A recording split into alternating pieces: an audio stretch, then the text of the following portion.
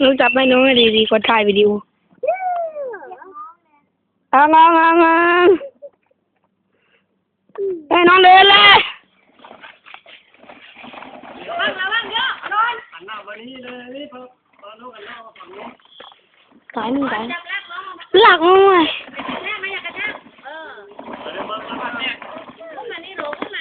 หมุนเลยหมุน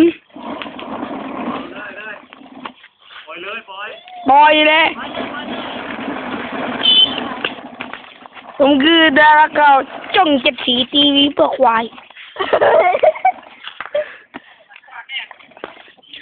คุณจะปัจจุบันแม่ผมแต่ตัวดับผมกำลังจะดูน้องขย่ำ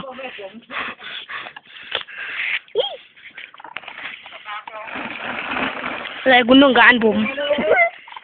มาเลยปล่อยเลยมาเลยดังมาดังแบบนี้โอ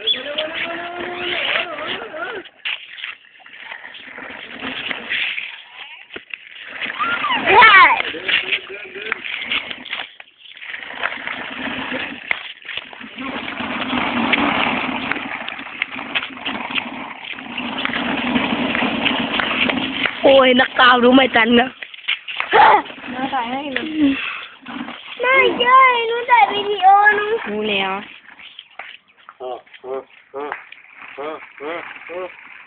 มาเลย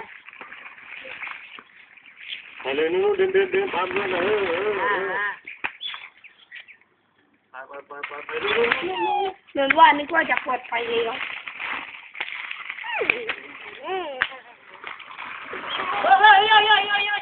อันตัก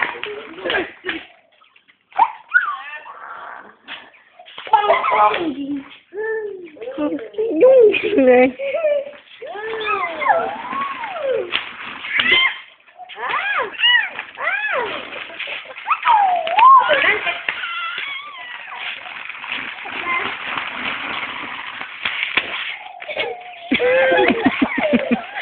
เมื่อ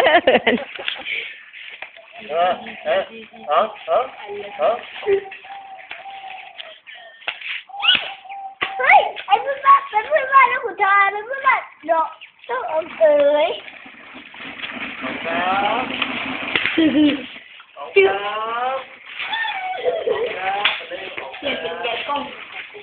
หยุดแล้วนะ